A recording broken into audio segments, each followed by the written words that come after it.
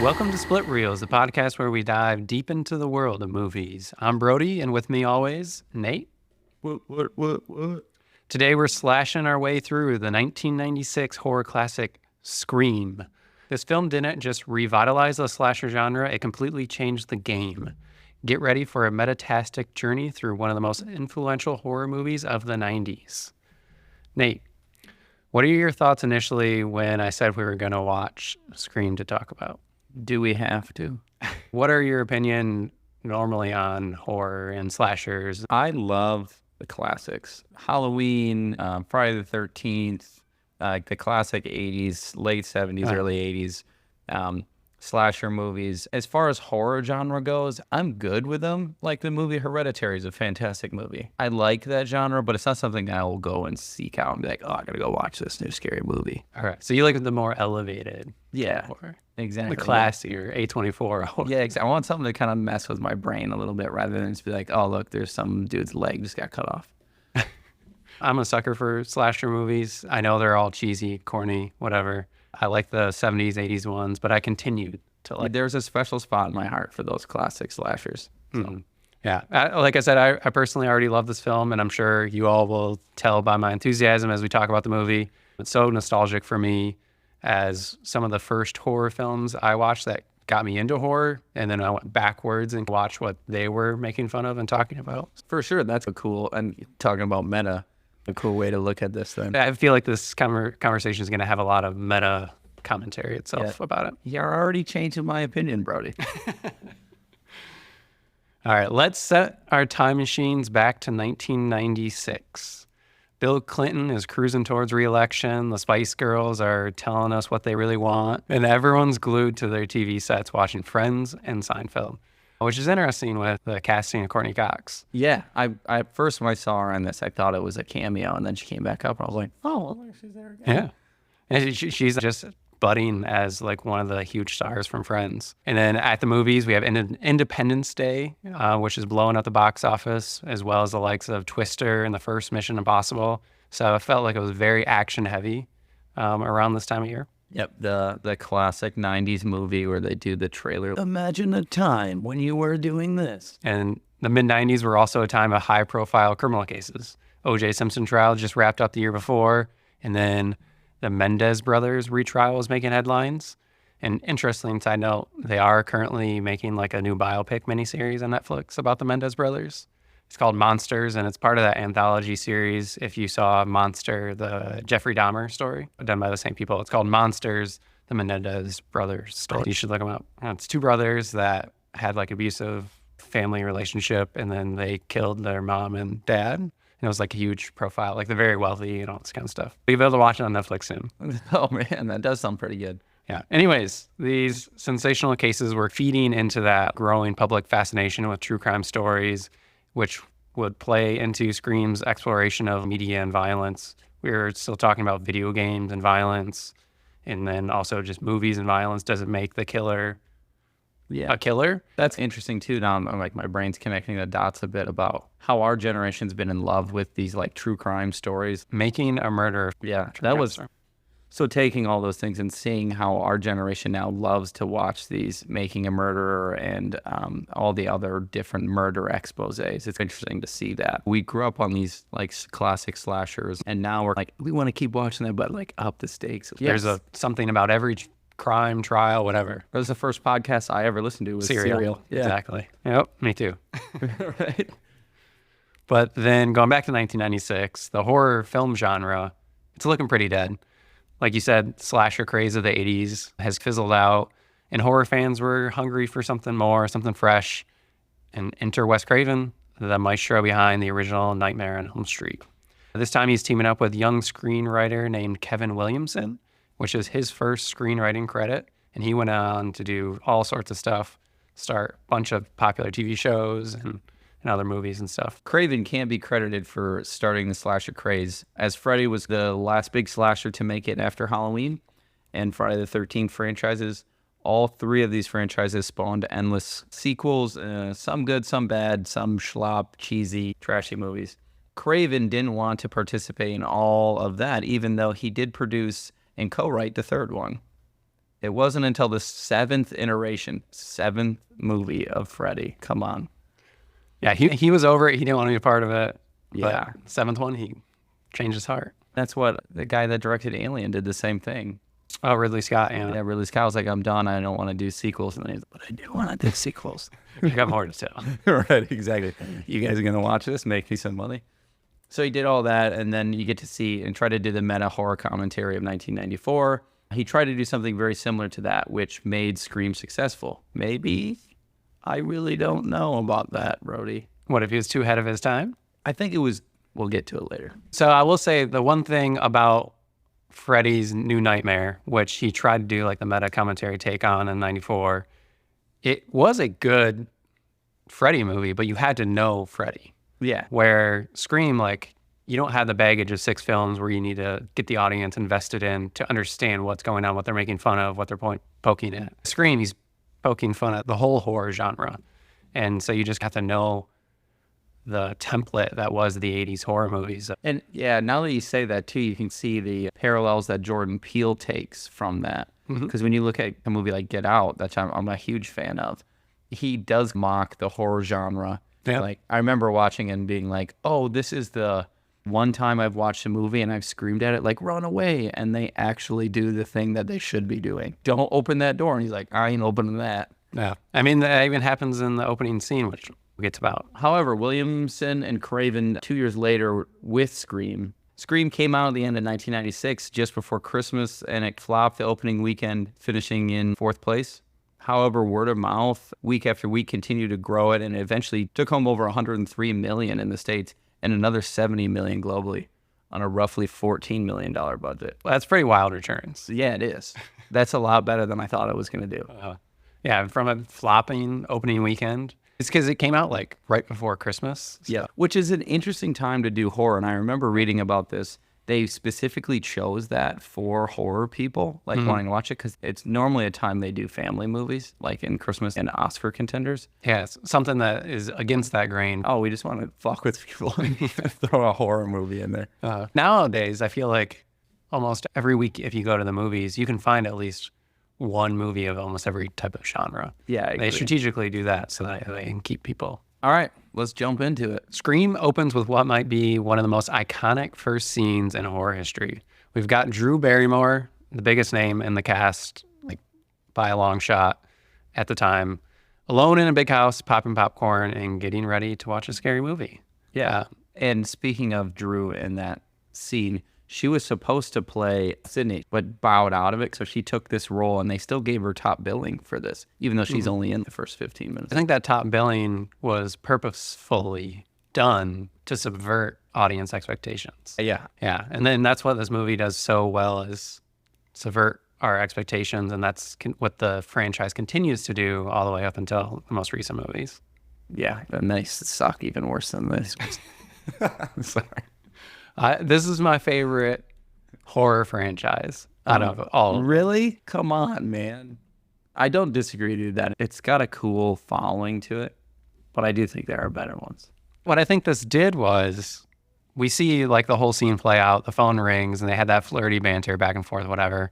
But what I think this does, it establishes that no character is safe. If somebody like Drew Barrymore, the biggest star at the time, first 10, 15 minutes, dies instantly. In Alien Covenant, when James Franco is in the first, 10 minutes, and he doesn't say a single line, and then just instantly envelops in flames. And he was the most famous actor by a long shot outside of Michael Fassbender. Yeah, for sure. I would totally agree with that, and it does subvert you and be like, oh, that's weird. Because every other movie, like, most of the time you follow the first person you meet. That's your main character. We look at the 2 movies that we've talked about before. There Will Be Blood and Eternal Sunshine of the Spotless Mind both start on the main character, and that's it. Yeah, and that's what the audience comes to expect. It does come to expect that, and you're like, if they're dead, who's the main character? You feel this like sense of being lost. And that I did agree with that. Yeah, and it also set a precedent for the future films to continue to subvert those expectations. Yeah. And a lot of other movies have tried to play off of that. The phone rings and they had that flirty banter back and forth that turns sinister, and then she's chased through the house. I agree with that, but I'm going to put on my first red flag here. Who the fuck talks to a random person on the phone like that? even back in the day, if someone random called me, I wouldn't be like, let's just chat a little bit. But back in the 90s, I was able to call people and prank phone call with soundboards. No. And they were so dumb because I did the same thing. So it's like, I don't know why people did it, but they did. I know. Who just talks to somebody random? Like, and now, looking at it through these eyes, if someone, it's like a phone, like somebody calls me on a number I don't know, I'm like, I'm not answering that. You silence it. I read about this. They said after this movie came out, caller ID usage went up threefold. Because people are like, I'm not answering a phone. The one thing I wanted to point out, like during her tussle with the killers, or should I say killer? We don't know, it's two killers. Yeah. She almost is that final girl that most of us expect in a horror movie that happens at the end as she's intelligent. Like she does hang up the phone. She tries to escape. She tries to run. She tries to fight back. Yeah. Where she's not just that standard girl that just screams and takes a stabbing. And then that's it. Like she kicks him in the balls. It does exactly what she needs to, but it doesn't work. I did like the banter that they had on that phone because he starts asking her the trivia questions. And she's like, Jason is the killer. And he's like, oh, it was Jason's mom. Yeah, and I feel like a lot of people would get that wrong. I did. I'm not going to lie. I got that one wrong. Were you trying to play along with it? I was like, oh, man. Oh, shit, I'd die. It was. And already it starts to get that, like, you don't know if it's going to be a comedy or a horror movie kind of feel. Mm-hmm. At least the way that I was watching at this point, I was looking for a classic horror movie, like where it's always scary and not really that funny. So to get those jokes threw me off a little bit. I didn't really know how to feel at this point. Yeah, I think that, like the 80s horror movies, like the comedy came from the campiness. And then this, they're starting to make it a little bit more grounded, but it still is humorous in ways. Like, the lines they say and how clumsy Ghostface is. He really is. We'll just spoil who the killers are right away so we can talk about them. Stu, Billy. Yeah. Not until we get introduced to the main character, Sydney, do I have a thought of who it is. Oh, okay.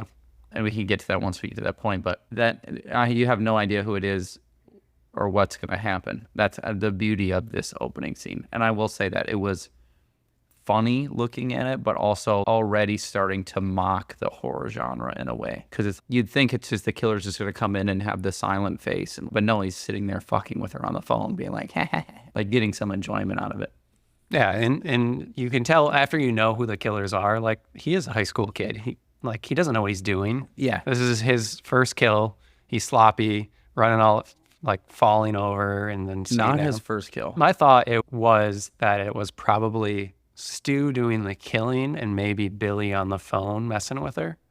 Stu running around stabbing the boyfriend, Steve or whatever. And then Stu, this is his ex-girlfriend. I didn't put that together yet. Yeah, so it was when we're introduced to like the group and they're all kind of sitting in the courtyard bantering and they're talking about how Casey was killed and they say, oh, Stu, that's your ex-girlfriend. And then she dumped you and he's, no, I dumped her. Like, yeah, kind of like, I didn't do anything. yeah, so like it could be out of jealous rage or whatever. Billy's obviously the leader when you get to the end. Stu's the follower. It could be when Billy convinced Stu to do this, he's let's kill Casey, my ex-girlfriend, first. I could see that. Yeah. The couple of things that I wanted to talk about in these opening scenes, I already said it was just farcical because I thought that was a fun word to write. The phone interactions were just bad. And he does say on the phone, he says, I want to play a game, which I thought was interesting. Oh, yeah. Which might be, I don't know if there's any sort of connection with the Saw movies, but would you like to play a game? The Saw movies definitely came after this, so maybe they took it and did it as a nod because in this movie, there's so many nods to older horror movies. I agree, and I knew the timeline of it. She got stabbed in the heart, and there was the first of very many Dutch angles at the beginning of this. Yeah, and the one thing that I was a little annoyed about talking about cameras and camera angles is whenever it's almost like Ghostface is stalking somebody, they switch and use a fisheye lens. Oh, really? And it's nauseating to me on a big screen. Yeah. Yeah, because everything just gets distorted in the background. It's like right as she does something and Drew Barrymore, that Dutch angle. And if people out there don't know what a Dutch angle is, it comes from old German movies like film noir, like the horror genre. And basically what it was is these sets were built to like force perspective, but a lot of times they weren't shot right, so it made everything look like it was off kilter. So it was all angled. So now everyone else uses that Dutch angle where it's not like on a level plane, it turned off to the side a little bit to signify that something's off. Uneasy feeling. And Yeah. Didn't Hitchcock use that quite a bit? Yep, Hitchcock did it. And almost every horror movie you watch, you'll see a Dutch angle. Even if you're watching a regular movie and they go off kilter, it's there for a reason to make you feel a little uneasy. Oh, that is interesting. I picked up on the fish eyes, but I didn't pick up on the Dutch angle. Yep. After Casey and Steve's death, then we go like to the school and we see everyone run around, not necessarily taking the killings as serious. You have 2 kids running through the school wearing the costume. That I wanted to talk about two things, especially because this was in 96, which was before like Columbine and the wave of school shootings that have followed and still happen to this day. But things were more lax then. Like kids could roam around the campus a bit more. And I don't think if a murder like that happened nowadays, people, I don't think would do that. No, it'd be straight up lockdown at most schools. Exactly. The high school scenes were supposed to be shot at Santa Rosa High School in California. However, close to shooting date, the school board said no. We thought this was going to be a comedy, and it's not. They said no. So they had to change it last second to Hillsdale, California. So at the end of this movie, when they do like special thanks, Wes Craven put at the end, "No thanks whatsoever to Santa Rosa School District Governing Board." That's so pity. I thought it was really funny that it was just like, fuck you guys. Yeah, I think, Wes Craven is a very opinionated person based on the projects he picks and the way that he wants to tell the story. Especially with the name like Wes Craven. Yeah, but I also think it's funny, the joke is almost like a throwaway joke somewhere in the movie that Tatum, they're talking about horror movies, and then she says, that Wes Carpenter guy. Oh, yeah. And I don't think most people would ever get that or catch that. True. The other thing I want to talk about with the scene through the kids running with the costume is like, that costume was just a costume that was available to buy at the Halloween shop. The costume was actually found during location scouting by a producer, and then just thought it was a fun, scary costume to use. I think that helped make it feel a little bit scarier, that literally anybody could buy the costume, and just like how these kids could easily get it themselves. Wasn't the Michael Myers mask same way too? It was just like some random mask. Yeah, the Michael Myers mask, I believe it was a mask that they found at a Halloween store. It was a person's face, but then they spray painted it white. I didn't know that. So yeah, it was an actual person's face that they just spray painted white. And speaking of the Scream mask, the Ghostface mask, looking at it now with my eyes, and it's hard to get back into the 1996 point of view for me a little bit, but looking at it, it's not as scary now to me because it's been so, like, everyone had a Scream costume growing up. That was the classic thing to do in Halloween. And also, interesting tidbit about the mask. So this movie was produced by the Weinstein Company. It wasn't Harvey Weinstein. I believe it was his brother. I don't remember his name. But he was like the main producer on this movie. And he didn't like that mask. He wanted something scarier, because he didn't think this mask was scary, and he wanted something with like teeth, and he wanted them to film all the scenes where they saw the mask 4 times with 4 different masks, and then he could pick later. That's when you have Weinstein money. When you're like, do it 4 times. And then they like rightfully pushed back and said, no, we're not going to do that. It's so iconic to the movie. Especially now. I can't imagine it being anything else. Yeah, because I think the mask was like peanut face or peanut eye face or something. And this movie actually wasn't titled Scream originally, and Weinstein was confused why it was titled Scary Movie. So that's where you get the spinoff and the spoof Scary Movie name from. And then Williamson said, it's comedic. Why are we calling it a scary movie when it's not a scary movie? And then that's where they landed on Scream. That makes sense. So we're still talking about the timeline of right after the first killings, and they're at school and you're learning about the main characters. And yeah, we're introduced to the main cast. We have Sydney, we have Tatum, we have Billy and Stu, and then we have Randy. Jamie Kennedy, I thought, did a terrific job. He does. As Randy. And the only thing I could think about that whole time was him in, I think it's Beverly Hills something. Run, bitch, run, we gonna kill you. Yeah. And yeah, it's funny because, Jamie Kennedy was known for those kind of roles. Yeah. And this was a little bit different. Yeah. But the one thing that I thought was interesting about this core group, especially in the 90s, is they weren't like the popular jocks, but they weren't like the loners. They were just like a normal, casual group of friends. Yeah. And you didn't see him like walk down the hallway and be like, "What's up, Johnny? Hey, how you doing, Billy?" And no, that's not the way it was. Yeah. After we get introduced to Sydney right to begin with, even before meeting the high school people, Sydney and Billy we get introduced to, because Billy opens up her window and she's sitting there. Yep. And he's obviously trying to get laid. I said something to the effect of, "Oh, he's actually pretty good at breaking into houses already." I was like, I snuck around at that kind of time when I was that age. Yeah. Billy's introduction is also a nod to Nightmare on Elm Street, because that's where Johnny Depp's character is introduced by climbing through the window. And he also dresses him exactly like that. So he's almost like playing off that initial trope. And then we also learn that Sydney is that like standard virgin horror trope right away. Yeah, but you get the sense, at least I got the sense that they had been doing stuff beforehand, because he does this cool little like homage to the movie rating system. When we got started, we were R rating going to an NC-17, and now we're PG-13. Yeah, so you start to learn that he already is like a movie fanatic. And then Sydney also plays off that by saying, can we at least stick to a PG-13 relationship, and then flashes them. But then in the flash is also off screen, like a PG-13 movie. She does start to reference a little bit in this that something bad had happened to her. You don't really know about the mom at this point, but something bad had happened to her. And then you get to talk about the dad decides, I got to go away for the weekend. But he does that kind of weird thing, and you can tell it's done on purpose.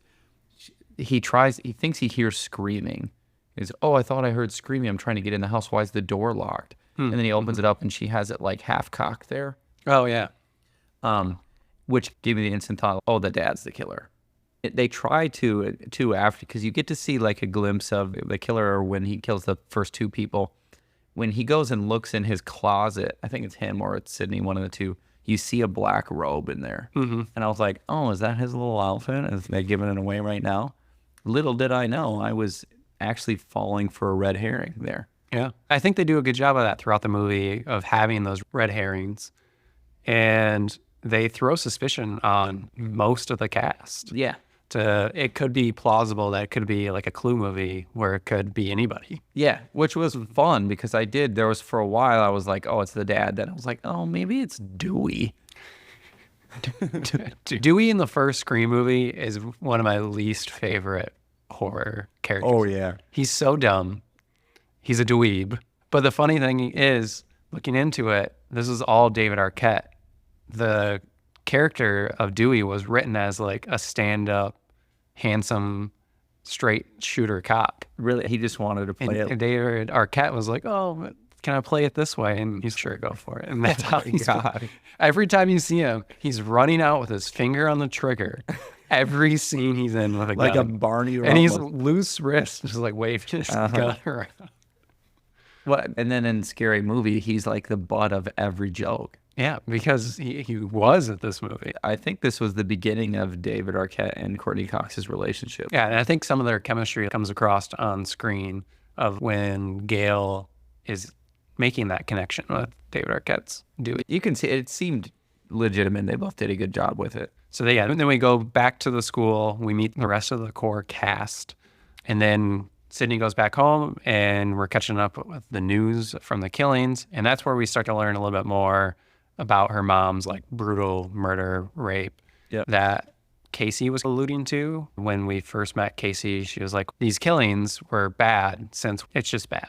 Like she don't want to talk about her mom's murder, because little do we know, it's only a couple of days before the 1-year anniversary. Yep.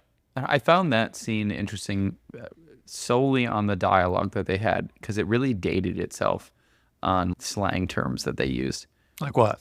Just the way that they spoke with each other. And I can't think of anything specifically now, but I remember having the distinct feeling of, oh man, I wouldn't talk like that to anybody now. It was like high school teens from the 90s in their like core tongue. They knew exactly how to speak that. And I was like, it seemed very off to me. I was like, what are these people saying again? Yeah, and this was, if you think about 1996, this is probably some of the last generation of Generation X before millennials going through high school. And then right after that is the wave of millennials coming up. So that change of generation. Oh, we get to see the houses in this. And this is the first time I noted this, but like every house that's in this movie is fucking ginormous. Yeah, Woodsboro is somewhere in wine country. I didn't know that. That makes way more sense because every house they're at, I was like, Jesus, I've never been to a house like that. Yeah, growing up. I was lucky if the house had a basement that I could go to and party in, not a 3-story house. And then Sydney, while she's catching up on the news, she gets her first killer call, thinking it's Randy playing a prank on her, asking her about scary movies. And this is like that.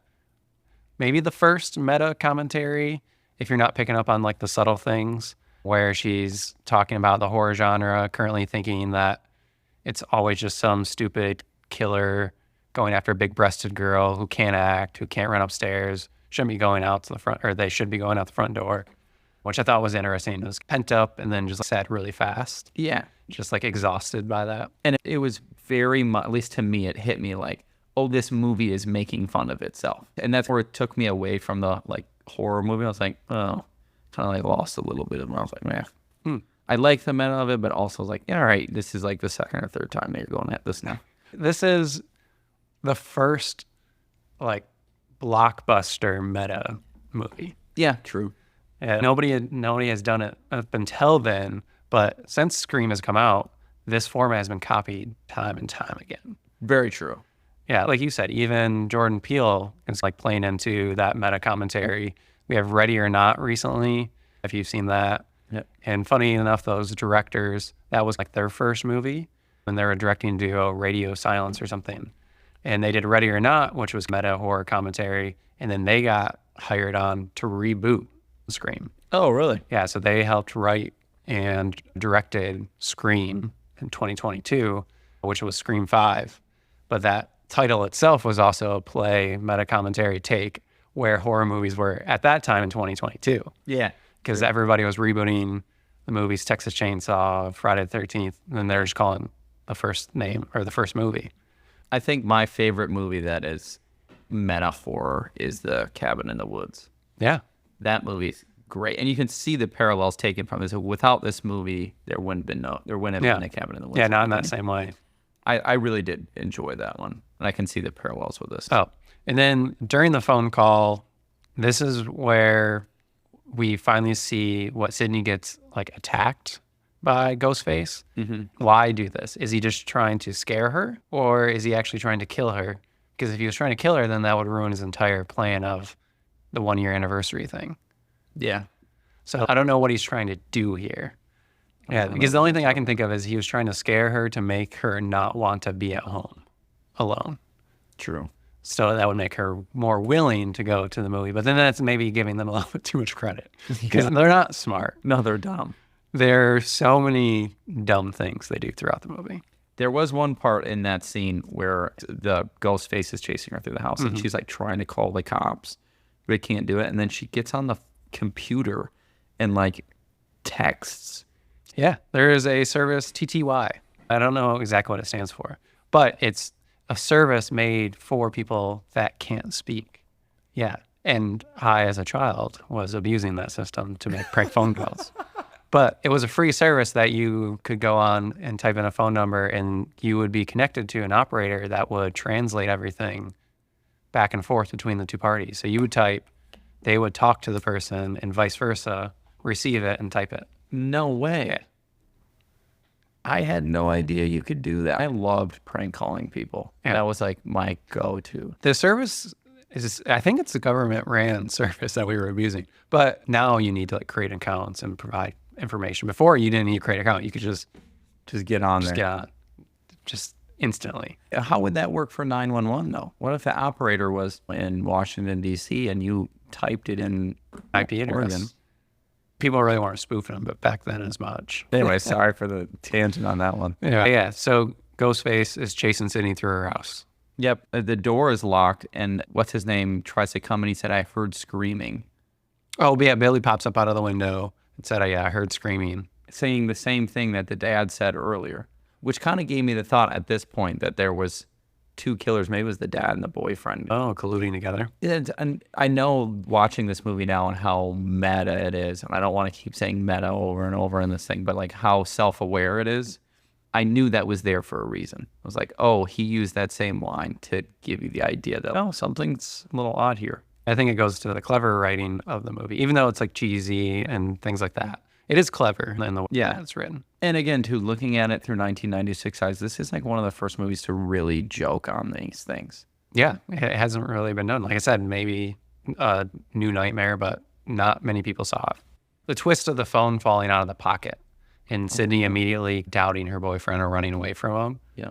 That was like, that played into the sloppiness of Stu and Billy, because I don't think that was intended at all. I don't think he'd ever want all the suspicion immediately on him. True. And being arrested. A dumb kid. Oh, and then I got a cell phone. Not many people have those things. Yeah, especially then. Like, that was the problem with, was it Casey Becker? The thing about cell phones. That was the problem when later she goes to the police station and they're trying to find her dad. Nowadays, you just pick up a phone and call him. Everybody has a cell phone, but back then it wasn't, because cell phones weren't that popular. They're still bulky and like you saw in the movie, and they were super expensive. Yeah. So like, why did this high school kid have a phone? In the police station, when they're looking for her dad after this whole scene happens, they're like, oh, we've been checking to see if they're registered at these hotels. I was like, if I ever stayed at a hotel, I hope no one knows I'm there. I don't want that. I think police can search that stuff. I guess I never would have thought to like, is that like available on public record? Can I just be like, I wonder if they're staying there, right? Who's staying at the Holiday Inn Express right now? Just call if I were on a trip to Manhattan and you knew around where I was at, I bet you could call every hotel in the area and say, hey, can you connect me to Brody? I know he's staying at your place. I bet you that would work. I bet it would too. Yeah. Which brings us back into prank calling. I think we should try to do something like that. Yeah. I mean, try to prank phone call nowadays. You're barely going to get connected. You can star 6-7. Yeah, but who's going to pick up? That's true. So after the whole cell phone scene happens, you see it fall out. Police show up. Then Dewey says she's tougher than she looks. And at that point, I was like, ooh, maybe he's making a little reference to the fact that he's the killer, because she just kicked the killer in the balls. So it's like, this movie's sending you all over all the time of who the killer could be. Yeah. Like, for me personally, I never thought Dewey was, I don't think he has the mental capability to be the killer. No, like, he's so dumb. And then you get to see another Dutch angle in the room. I think that's the third. In the police station? Yeah, in the bedroom, you see a Dutch angle after the boyfriend leaves, I think. And then randomly, you get to hear the Peaky Blinders theme song. It's in this movie twice. Why is the Peaky Blinders thing? Have you ever heard it before? No. So in the Peaky Blinders theme song, it's called Red Right Hand. The song is by Nick Cave and the Bad Seeds. Anyways, that song came on, and I knew the title of it because I do enjoy the song. It's a very interesting sound. But Red Hand referring to, I was caught red-handed. And later on in the movie, when Billy gets killed by who we find out is Stu, or quasi-killed by Stu, he puts out his left hand, and he's got blood on it. So it's not the right hand, but he's caught red-handed. Is that around when they play it again? No, it's a bit afterwards, but they put this song in there Purposely. So Red Right Hand is there for a reason. Nice. I never thought about even the music choices themselves can be meta commentary. And then we go back to where Sydney's staying at Tatum and Dewey's parents' house, and Sydney gets the phone call from the killer, which I think is the one smart thing that Stu and Billy do, where they actually work together, where Stu calls to purposely get suspicion off of Billy to let him out of jail, because everybody thinks it's only one killer right now. So I think that was like the one smart thing that they did. But Dewey. I know. That's when I lost suspicion of Dewey, because he came out of the room again. He was like, what's going on? He runs out with his finger on the trigger and his parents' house and just picks up the phone. I think that's my favorite line. He's, hello? Yeah. I love that no one takes him seriously. You know, his parents don't. His sister's like, you're an idiot, Dewey boy, or whatever she calls him. I think at this point, too, we get introduced to how Sydney pointed out a killer that the person that she thought killed her mom, the one that was having an affair. Oh, Cotton Weary? Yeah, that's Liev Schreiber. That's the only time he appears in the entire movie. I know. I was like, another cameo from a really famous actor. Yeah. Especially for him to do a small cameo like this. Like, people didn't really do cameos like they do now. Everybody does cameos now. Yeah. But for him to show up as an unaccredited, like, speaking role and just be in the background, I thought was interesting, because we didn't know that this would spawn a franchise where he does come back and reprises his role as Cotton Weary. But yeah, that's all we get of him. Yeah, and that also brought me, again, pointing me into a different direction. Being introduced to the killer being that guy, I think that's a little bit more evidence as the dad is the killer. So I think at this point in the movie, I'm thinking the husband got jealous she was having an affair. He killed his wife. So then now I've lost my mind. I'm going to go kill everybody else. Mm-hmm. And then it goes right into the next encounter with Sydney and Gail, where they are talking specifically about Cotton. Sydney is still convinced that it is Cotton, and Gail is fighting for this innocent person in jail. Yep. And that's what she's staked her reputation and her story on, is believing that Cotton is innocent. He wasn't the one that actually did it. And I think it's very bold, even though she's right. Yeah. Very bold to sit there and argue with a high school girl about her mom's murder anniversary. Yeah, and she plants that seed of doubt in her, and you can see her face change when she says something like, you think you saw him walk away. And yeah, you can see Sydney's face change in that, and plants a little bit of doubt about Billy. But I think she needed to hear that at that point. It helped her later on, where it was the 1 year anniversary and her and Billy do have sex. The next thing after Sydney and Gail, Sydney and Billy have their talk, where Billy, I don't know what he's doing, man. Oh, is this in the high school part? Yeah. Oh, yeah, that stupid scene where she runs away. Yeah, they're late for class. They're going to get a tardy, whatever. And Billy's just, Sydney, just get over your mom dying. Yeah. Just move on. That's what I did. Yeah, Your mom left. And I was like, what are you doing, man? It's in that I've seen a couple people reference that scene as some of the worst acting ever. They make fun of it on MTV Movie Awards. Luke Wilson plays like the Billy character. It is so bad when she like runs away and throws her arms. What are you doing? It does. It looks like a really shitty B movie when that happens. You're like, come on. And then she goes to the bathroom and hears those girls back talking or calling her slut, whatever. But then they leave. Ghostface is just hanging out in one of those stalls. Do you think that was Billy or Stu, or was it just somebody playing a prank hanging out in the girl's bathroom? Because like, why would Billy or Stu expect her to be in the bathroom? So when you see his feet come down, yeah, the Ghostface, you see his feet come down, you see his boots, and they're like a specific type of boot. It looks like a cop's boot. It's like kind of military-esque.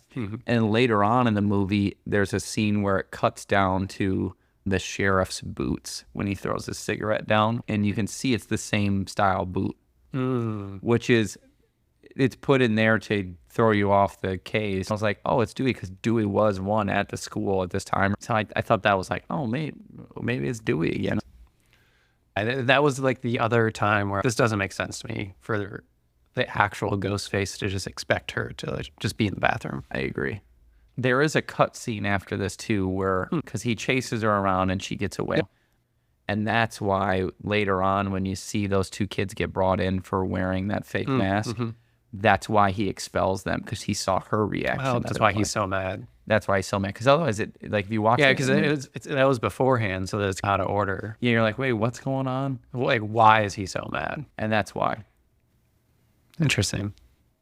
Because then right after that, it cuts to the principal doing like a PA announcement saying school's canceled because of what kind of happened between Sydney and the killer being there. And everyone's pumped about it. Yeah. There was a cool reference right after this scene that I picked up. You see when the principal walks out in the hallway after he thinks he sees the killer, or like the killer's knocking on the door of him and knocking on the door of his office. Oh. Someone dressed up as Freddy Krueger doing that. And that person that's Freddy Krueger is Wes Craven. That was fun for him to be involved and play Freddy. Yeah, doing a classic Hitchcock, throwing himself in a movie randomly. Oh, did Hitchcock do that a lot? Every one of his movies. Oh, interesting. Every one of his movies, there's a scene where Hitchcock is, and most of the time he doesn't speak, but every once in a while will. Yeah. And Knight does it. Michael Bay does it. But they all got it from Hitchcock, man. So then if that was Billy or Stu actually scaring her, was that the plan all along? Try to get school canceled? I don't know. I don't think they're that smart, though. And that's what I keep going back to. Like I feel like I keep giving them too much credit. Yeah. Because then why did they kill Principal Himry or whatever his name was? More practice? I don't understand were they actually thinking ahead that people would be called away from the party to go find his body? No, I don't think so. I did read something about that, actually. They did do that, and that's why they wrote it that way, because I don't think the principal was originally supposed to die. Needed a reason to get the kids away from the... I believe it was Weinstein. Weinstein said he was watching the movie and there wasn't a killing for a while, so we need to kill somebody else in this time. Yeah, there's not that many murders for the killers themselves throughout this movie. So the Weinstein said, we need another person to die, so they killed the principal. And then it gave him a good out to get everyone out of the house later on to go see the body. But overall, I felt like that death felt the least impactful, and the murder happened off camera. You don't get to see it at all, Yeah, which makes sense that they threw it in later too. They're like, oh, let's just say that he died here. Because it was very fast to be able to change that and edit that. Then we jump to the movie star. I like all the scenes with Randy in it. He's one of my favorite characters of the movie because he pretty much spoils and nails the entire rest of the movie. Yeah. Calling Stu the lapdog while going on to explore the rules. We get a little bit more of that later on. That all horror movies have to obey by. It's just a very simple formula. That's what he says. Yeah, I think the movie does do a good job looking back on it and talking about it now. Like, walks you through it. It does. And it says, the dad's a red herring, I'm telling you. It's Billy, and then runs right into Billy. And I was like, maybe them saying dad's a red herring is a red herring. Then he also illustrates the dad is kidnapped and that he'll show up at the end of the movie. Which he does. Exactly. Yeah, the entire movie. And then you get to hear the Peaky Blinders theme song again. Oh, yeah, that's where it does a little bit of montage of kind of like the town closing up for the curfew. Yeah. And we see them at the beginning of the party. Dewey, again, being gullible, being semi-seduced by Gail. I feel like this is where every time we see Gail and Dewey now, like Gail, it feels like she's a little bit annoyed that she has to keep dragging him along, but he's so wrapped around her finger that she can. Yeah, 100%. But also, because you see the beginning of the party and then Courtney Cox's character and David Arquette go into this party. He's a cop and she is an adult. What are they doing at a high school party? And everybody's just okay with it. Like, yeah, that's fine. Not to mention, this is a weeknight. I'm an adult now. I wouldn't go to a high school party on a Wednesday. But the school's canceled for the time being. Why not? They don't have school. Yeah, true. Understood that. But why are these adults there? They have things to do. Mm-hmm. And then we have Randy hosting movie night, which I thought was fun. And pretty much now through the end of the movie, this is the final main act. Halloween's just playing in the background throughout the whole movie. Mm-hmm. So I think it's like a nod to that template that Halloween set, that Friday the 13th copied, that A Nightmare on Elm Street copied, that just kept being copied and copied until it became so overused. Yeah. And then that was why Scream existed, to like point that out. Yep. So then we get Tatum walks away to go get beer for Stu. She's in the garage and you just instantly know that's a classic. Oh, they went away. I'll be right back. And the door shuts. And then it cuts to a quick view of the cat going through that little cat door, which wasn't the original way that she was supposed to be killed in this scene. Oh, really? She wasn't supposed to go into the cat door. She was supposed to, like, the garage door was supposed to come down on her neck and snap her neck or something. Oh, but that's not realistic. None of that would have happened. They're strong. They're like half a horsepower, though. Yeah, that's not going to bring a person's whole body up. Yeah. I guess she got really bad, super sore and like bad neck and back problems from stuffing herself in that door. And then being stuck up there for a couple of hours during filming. This whole scene was called Scene 18, and it took 21 days to film this, and they only filmed at night so that they could have the real darkness. Oh. And I guess everyone made T-shirts after it was done that said, "I survived Scene 18." I wonder why this took so long to film, because it's not that long of a scene. Oh, the entire third act. Yeah, you're talking about. Yeah. Because for pretty much the rest of the movie, which is probably another 30, 45 minutes, they're at this house, and then say the nighttime party. And in this scene, I wasn't on to Stu at all at this point. I did not think he was a killer. But I did see like the killer being gumpy and weird. I was like, oh, Dewey's the killer because he's gumpy and weird in this. So I'm still on to Dewey, thinking that maybe the dad is a part of this, but then also off of Dewey because who would kill their own sister? But then you watch Michael Myers and he tries to kill his own sister. Especially in horror movies now, there's been so many tropes of, like you said, the brother killing the sister or the wife and husband killing each other. Like all these different types of relationships have played out. So it literally could be any one of these. Yeah. Throwing these little red herrings in everywhere to get you to believe it. And this is one of the more memorable kills of the movie just because of how ridiculous it is. And I would say the special effects aren't great. No. When she gets smashed. Yeah. And then it just cuts to the motor going. Yeah. And then this is the time I laughed the most about the killer. Is just like Ghostface is just peeked out of the door. That's all that happens. It just slides out of the way. There's a lot that happened here, and I'm not going to lie, I didn't take many notes on this part. There was a lot of tension being built up. Yeah, which had to be Stu, because Billy and Sydney are upstairs. Like, Billy's not at the party yet. is that, and then After a couple people leave, which makes me think, like, when you're leaving a party, you wouldn't be like, oh, did I forget something? Like, who the fuck is that in the garage? You know what I mean? it all depends where it's placed in the garage. It's right in front of the house. You can see it. A little bit of a plot hole there, but we'll just let that slide.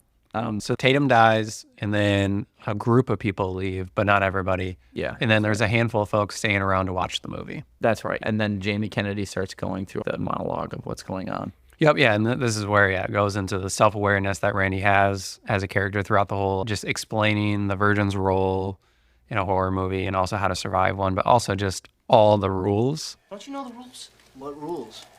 You don't... Jesus Christ, you don't know the rules? Have an aneurysm, why don't you? There are certain rules that one must abide by in order to successfully survive a horror movie. For instance, number 1, you can never have sex. No! Big no-no! Big no! I'm a dead man. Sex equals death, okay? Number 2, you can never drink or do drugs. No, the sin factor.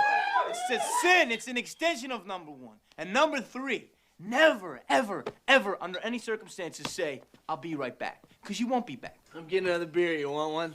Yeah, sure. I'll be right back. Right when all those people leave, Billy shows up. Yes. Sydney and Billy go upstairs because Stu is like, oh, you guys can go up to my parents' room. Yeah, and then that's when Jamie's doing the monologue about the movie. Yep. And he says, oh, then you get the obligatory tit shot. And then we don't get a tit shot. I was so mad. Subverting those expectations. I know. He's literally saying that, and they're getting ready upstairs to have Yeah, sex. everything that's happening downstairs is mirroring what's happening upstairs. Yeah, we don't get to see any boobs. And I was like, come on. Yeah, Sydney and Billy, when they're sitting there and talking before they start to get things on, that's when they finally are like connecting on both losing their mom in different ways, and Sydney's kind of coming to realization of what has happened and overcoming it.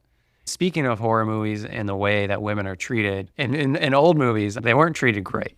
No, never. But in this movie, Sydney has a lot of the power in terms of the sexual power, where Billy's constantly asking, is it okay? No, yes, no, yes. And they go back and forth. And then it's up to her to actually have it, which I thought was interesting, especially for a horror movie and at the time. Yeah, true. I agree with that. But also, it's just like normal teenagehood. Even at the beginning of this movie, he's like, can we just do some over-the-pants stuff? 'Cause it's all you can think about at that time. Yeah. And then also, like, during this conversation, this is where we learn that Billy is actually, like, a huge movie fan. Like, it was obviously alluded to at the beginning of the whole PG-13 stuff, but he's just constantly talking about movie references. Yeah. And it's all just one big movie. You can't pick your genre. Oh, that's true. I didn't even pick up on that. Yeah. And Sydney wants her life to be a Meg Ryan movie. And then, or something more adult oriented. And then it goes into that whole sex scene of them too. Sydney loses her virginity. So she's no longer the virgin of the movie. Yeah. And I think it's significant because it plays into that horror movie trope that Sydney herself commented on earlier, that all the characters who have sex often end up being killed.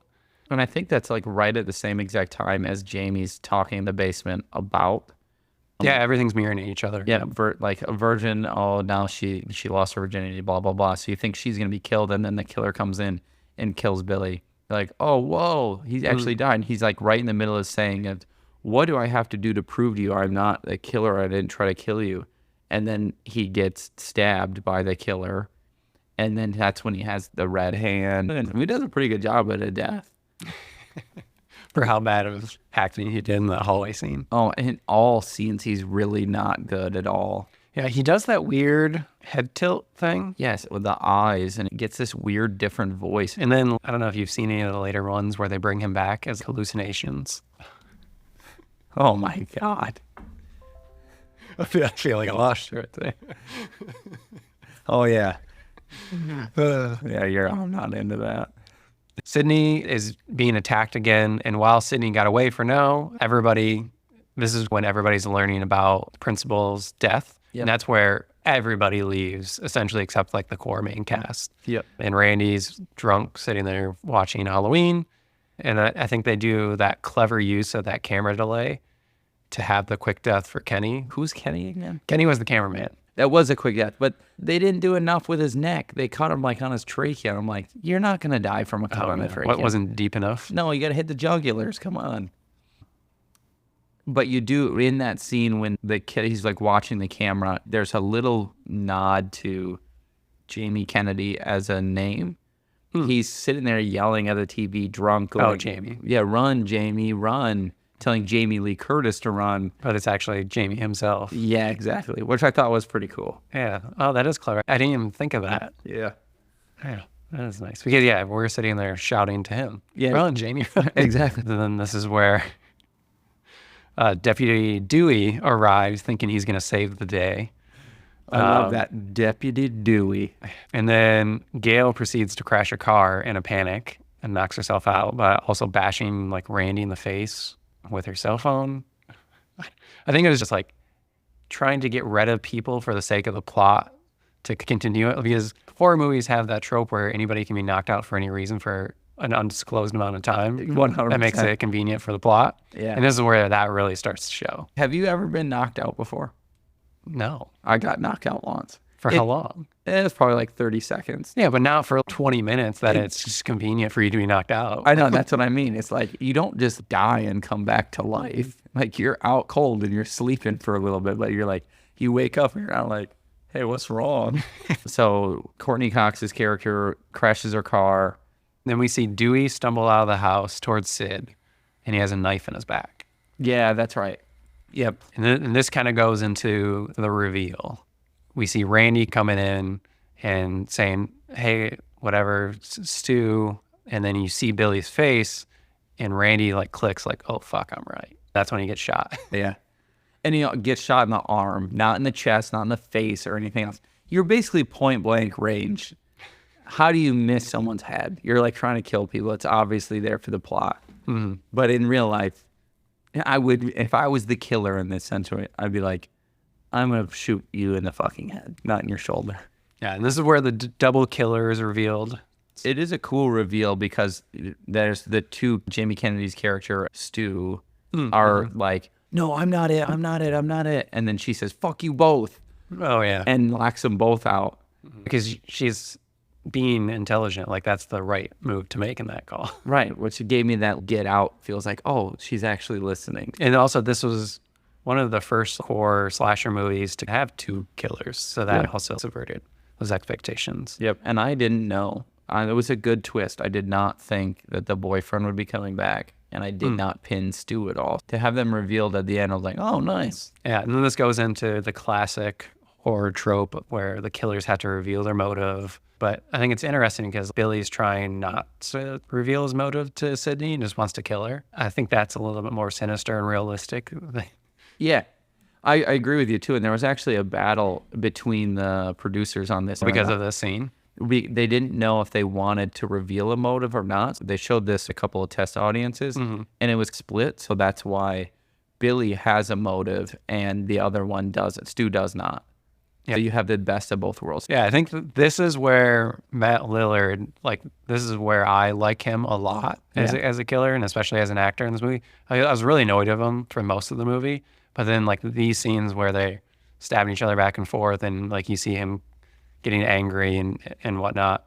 Matt Lillard always plays that Shaggy character. That, look at me, man, I'm just chilling, having fun. So to see him go sinister in this was pretty creepy. It was cool. Yeah, I mean, Billy explained his, like, motive that was no motive for, like, his mom leaving after his dad and Sydney's mom were sleeping together. I think that's also when it does a small little cut to Stu, and Stu's like standing there dumbfounded. I think he didn't realize, oh, is that why we're doing this? Oh, okay. Yeah. Like he's learning that as well. I've learned that in this filming of this, he ad-libbed a lot of his lines. And he didn't even go out to try to get this role to begin with. He went with his girlfriend because she was going to audition for a role. And they were like, oh, why don't you come in and just try it out? He really got into the character and he did really well. So he stumbled into this movie, and then his character like stumbles around through the whole thing. Oh, I don't really know what's going on, but I'm also the murderer. It was good casting. Yeah. And then the whole line where like they are stabbing each other and Stu's getting all woozy from losing his blood. And he's on the phone with Sydney. And she's asking what his motive was. Oh, peer pressure? I'm far too sensitive. That's right. And then he gets hit in the head with the phone. Which was not scripted there. Yeah. That's where that whole scene where I just like fell in love with that performance of, I mean, the head with the phone, you dick. Yeah. Which I guess he never apologized for. And then they did like a meetup to talk about the movie, and he finally apologized 20 years later. Yeah. My favorite line is, Oh, Stu. What's your motive? Billy's got one. The police are on their way. What are you gonna tell them? Peer pressure. I'm far too sensitive. I'm gonna rip you up, you bitch! Just like your fucking mother! You gotta find me first, you pansy-ass mama's boy. Fuck! Fucking hit me with the phone, dick! Fucker, where are you? Ah! Ah, you fuck! Did you really call the police? You bet your sorry ass I did. My mom and dad are gonna be so mad. He ad-libbed that. Stu then gets a TV pushed on his head. And this is where, if you're a fan of the franchise, like the movie kind of goes on and they keep bringing people back that aren't like dead all the way in some movies. And then they bring back Billy as like hallucinations and later on in the movie's franchise. But Matthew Lillard's never come back. Oh, really? And people keep wanting to come back. He did a small cameo in the previous movie, but he had a mask on, so you didn't know it was him. But people are trying to say, oh, they didn't show that he was dead. So like he could still be alive somewhere. So we're at this, basically the two killers have revealed themselves. They give the entire synopsis of why they killed and why they're going to die. Yep, and they reveal that Sydney's dad, they actually kidnapped. Yep, they put him out. They've been setting this up. And this is where previous actions don't necessarily make sense. If this was the grand plan all along, that everything to happen on this night, some of the things that didn't really make sense for them to do, but it's all horror movies. Yep. There's always a plot hole in there somewhere. Yeah, so Stu's dead. Billy then chases down Sydney, attempts to murder her. Finally, Gail and Sydney fend him off and shoot him down. And then Randy comes in for the few final rules to do the double tap to the head. Thought it was a little corny and cheesy. They didn't necessarily need that. I disagree with you there. Oh, okay. I liked the fact that she shot him in the head and you could see him. Oh, the bull. Yeah. You're dead. Yeah, because in every other movie, you never really know if they're dead or not. That's how Michael Myers always comes back. So it's very distinct. Oh, no, that dude's dead.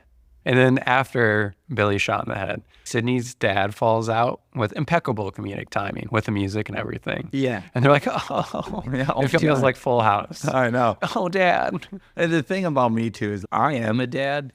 If I was in that situation, I was tied up and I got thrown into a closet, I wouldn't just be sitting there.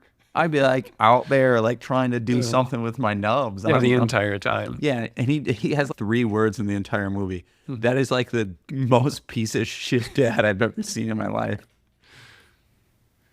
And then also we have a quick wrap up as Gail instantly goes into reporter mode to cover the murder party that she was also a part of.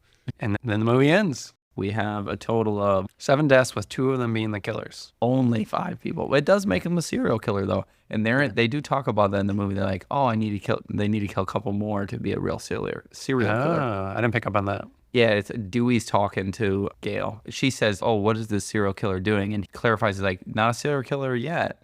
Needs to kill a couple more to be able to be a serial killer.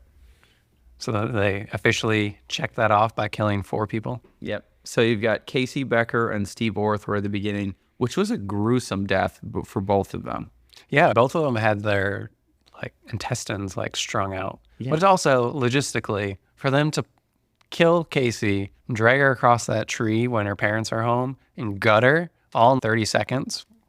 Yeah. I don't think that was possible. And then you got Principal Himbry. He dies. We're not really sure how he dies, but they say like he was strung up on the goalpost. Yep. And I'm sure he was probably intestines out. And then you get Tatum. She dies through the garage. And then Kenny, the cameraman, gets his throat slit. Yep. And then Stu and Billy both die at the end. I think Kenny was the only one that was maybe not intended. Principal Henry, I'm not sure what their motive was to kill him, unless it was just more practice or if they needed to set up canceling school and like the whole party and all that kind of thing. I felt bad because he was just sitting there eating some Cheetos, like trying to cover the news. And she was just mean to him the whole time. She calls him like a fat ass. Get your fat ass moving. She's so mean to him. No.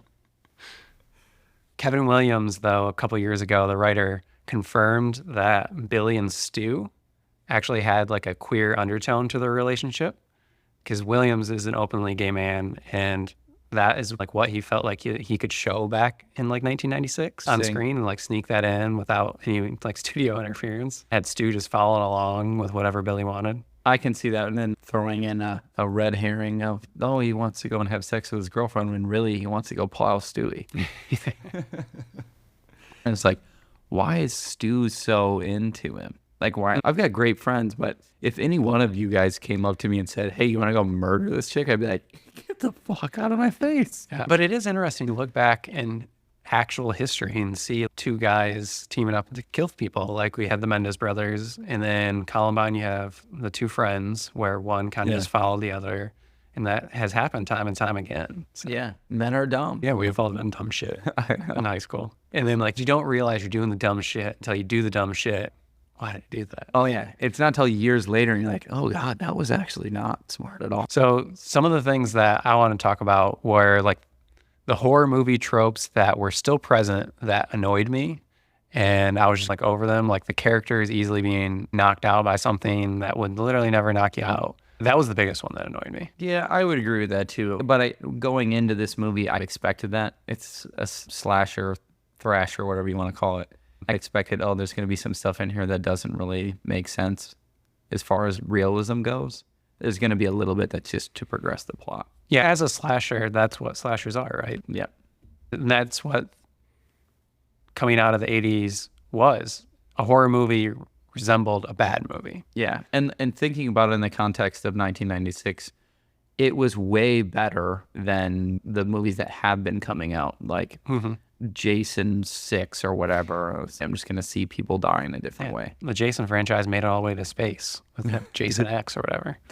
I don't think I got to. I watched Freddy vs. Jason. I think it was the last one I watched. And it was like, oh my gosh. Yeah, I would say when I'm looking at and evaluating this movie, I'm looking at it almost as one of 7 in like this nostalgic, like cult status horror franchise that I love.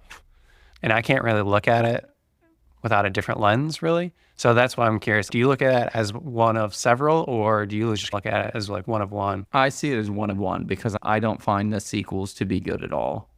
I'll be good with it. It's like same with the Jaws franchise and the original Aliens when it came out. Like Jaws 1, fantastic. Jaws 2, meh. Jaws 3 is like, blah. And then by the time you get to Jaws 3D and all these other ones, like this is just idiotic. That similarly happened with Scream. Is like people really like number 1. And then number 2 came out and people still really liked it. It was still Wes Craven and Williamson. And then number 3, that's the one where people were like, eh. And looking back on it, it is the weakest of all of them. Yeah. And then it lay dormant for many years. And then I think it was 10 years after the first one, they rebooted it with number 4. And that was Wes Craven again. And he was supposed to do 4, 5, 6, but then he died. Yikes. I think that's the scariest part of all of these movies. Yeah, so Wes Craven died, and then it lay dormant again. And it wasn't until 2022 that they rebooted it again. But like each time that they've done a sequel, it's always been cleverly poking fun at horror at that moment in time. That's what's different about it than a standard franchise where you get Jason that just does the same thing over and over again.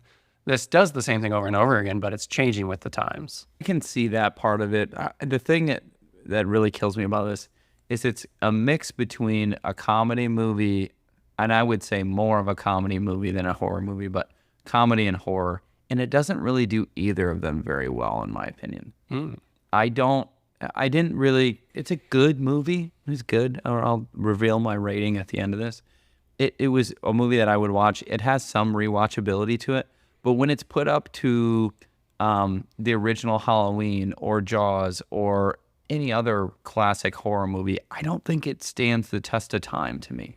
But I think it's hard to overstate the impact it had on the horror genre. I can see that too. And I get the whole mocking of the horror genre and trying to be self-aware of it. It single-handedly revived the slasher movies in that time because they were all just like those shit sequels that nobody liked and they're all bad. But it spawned a new wave of these teen horror movies like I Know What You Did Last Summer, which Kevin Williamson also wrote. And then like Urban Legend and a few of those. I think what it did is it started a new franchise, and like the original one, good. Like, oh man, this is cool. It's a different point of view. We don't know the killers, what is going on. But it fell victim to the same thing that the other ones did of we're going on and on with the same story and trying to repeat our success of the last one. Like, I want original content. It was original at the time. Right. Number one was the series or the Would you collection. put Ghostface up there as an iconic horror villain with Freddy and Jason? 100%. Yeah. I think he has that notoriety where you instantly see him and you know what he's from. As the whole franchise progresses, it doesn't matter who the killer is. Ghostface is clumsy.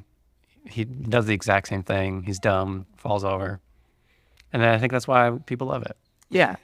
There's fun because it seems like every slasher movie is, oh my God, they can run so fast. They just always get exactly what they want. The killer. Yeah. I think the one thing that this movie did most importantly is that it allowed horror to be both scary and smart, where like all the old slashers were just dumb. Yeah. And this one actually paved the way for more intelligent movies, which then I think leads into that elevated horror that we call now, where it's like the A24 kind of horror. Yeah, and I definitely agree with you on that. I think it did break a barrier that needed to be there in horror. It wasn't like, oh, it needs to be gory and gross for it to be scary. It needed to bend your mind a bit. Yeah. It was like, who is this and what's going on? Because in every other movie, you instantly know who the killer is. And I know there's whodunit movies in the past, but this was the first slasher that did that. Yeah. And I think one of the more recent Scream movies, I can't remember if it was the last one or the reboot in 2022, but in the opening scene where they do the kill, they pull off the mask and reveal the killer instantly. Oh, really? Yeah. But then he gets killed. Oh, wow. But yeah, like that was another thing to subvert expectations because they've never done that before. Nate, what is your final take on Scream? For me, it's a near perfect slasher film. It manages to be genuinely scary while also being cleverly self-aware. I think the performances overall are good, but in terms of its place in horror history, I think it's up there with Halloween and Nightmare on Elm Street. I know you might not agree with me, but I think it's one of the more influential slasher movies. I agree with you in the idea that it's influential. Taking the ideas of it being self-aware and meta about its whole existence is something that really wasn't done yet. So that was groundbreaking, and that was cool to watch. You felt like you were a part of the movie when you were doing this. I don't think it's a perfect slasher movie. Do you think any slasher movies are like a perfect? What would you say is the perfect slasher movie? Halloween. It is, with the score, the music, the writing, the characters. I mean, it was like the first scare you because you're a young teen and started writing the rules of the original slashers. Yeah. That was perfect for me. And I grew up being deathly afraid of that movie. And watching this, it was reminiscent of that, but it didn't hit me in the same way that those other movies did.